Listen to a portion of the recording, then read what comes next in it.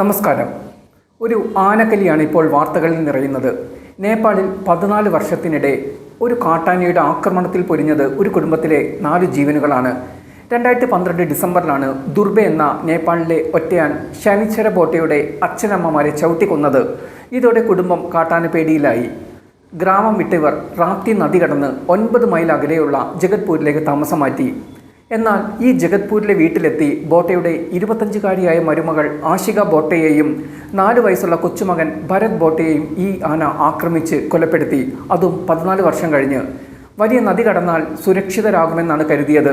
പക്ഷേ ഇത്ര വർഷം കഴിഞ്ഞിട്ടും ആ ആന ഞങ്ങളെ കണ്ടെത്തി. ഇനി ഓടി രക്ഷപ്പെടാൻ ഒരിടവുമില്ല. ഇത് പറഞ്ഞാണ് ശനിച്ചര ബോട്ട വിതുമ്പുന്നത്. നദി കടന്ന് 9 മൈൽ കടന്ന് ആന ഈ കുടുംബത്തെ തേടി എത്തണമെങ്കിൽ ഈ ആന ഒരു ചില്ലറക്കാരനാകില്ല. അതുകൊണ്ട് തന്നെ ദുർബെ നേപ്പാളുകാരുടെ ഉറക്കം കെടുത്തുകയാണ്. നേപ്പാളിലെ ഏറ്റവും കുപ്രസിദ്ധമായ ഒറ്റയാന്മാരിൽ ഒരാളാണ് ദുർബെ. 2010 മുതൽ ഇതുവരെ 25 പേരെയാണ് ഈ ആന കൊന്നത്. 2016 മുതൽ ആനയുടെ സഞ്ചാരം നിരീക്ഷിക്കാൻ GPS കോളർ ഘടിപ്പിച്ചെങ്കിലും പിന്നീടും ആക്രമണം തുടർന്നു. ഈ ആനയെ നിയന്ത്രിക്കാൻ നേപ്പാൾ വനം വകുപ്പ് നടപടിയെടുക്കുന്നുണ്ടെങ്കിലും അത് വിജയിക്കുന്നില്ല.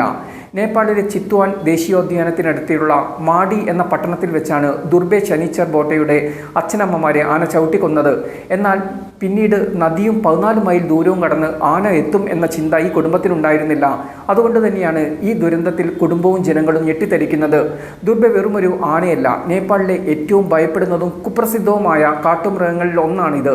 ഒരു ദശാബ്ദത്തിലേറെയായി ഈ ആന ജനങ്ങളെ ഭീതിയിലാഴ്ത്തുകയാണ്. ചിത്വാൻ നാഷണൽ പാർക്കിലെ ഉദ്യോഗസ്ഥരുടെ അഭിപ്രായത്തിൽ 2010 മുതൽ ആന കൊന്ന ആളുകളുടെ ആകെ മരണസംഖ്യ 25ആയി. ഈ ദാരുണമായ സംഭവത്തിന് മുമ്പ് ദുർബെ ഔദ്യോഗികമായി 23 മനുഷ്യജീവനുകൾ ഇല്ലാതാക്കിയിട്ടുണ്ട് എന്നാണ് കണക്ക്. കൂടുതൽ ജീവഹാനി തടയാൻ വനം വകുപ്പ് അധികൃതർ വർഷങ്ങളായി ദുർബയെ കണ്ടെത്തി നിയന്ത്രിക്കാൻ ശ്രമിച്ചെങ്കിലും അത് വിജയിച്ചില്ല. 2016 ആനയെ പിടികൂടി GPS ട്രാക്കിംഗ് കോളർ ഘടിപ്പിച്ചു. ആ കോളർ പരാജയപ്പെട്ടപ്പോൾ 2023 ഉദ്യോഗസ്ഥർ അത് മാറ്റി സ്ഥാപിച്ചു. അതിൻ്റെ നീക്കങ്ങൾ നിരീക്ഷിക്കാനുള്ള ഒരു ഹൈടെക് ശ്രമങ്ങൾക്കിടയിലും ആന പ്രതികാരം തീർത്തുകൊണ്ടിരിക്കുന്നു. ഇപ്പോൾ ഒരു ദശാബ്ദ കാലം മുമ്പ് താൻ നശിപ്പിച്ച അതേ കുടുംബത്തെ കണ്ടെത്താൻ നദികളും അതിരുകളും കടന്ന് ദുർബെ കൊലയാളിയായി വീണ്ടും എത്തി. ഇപ്പോൾ ഈ ആനയെ നിയന്ത്രിക്കാനുള്ള പുതിയ ശ്രമങ്ങളിലാണ് നേപ്പാൾ വനം വകുപ്പ്.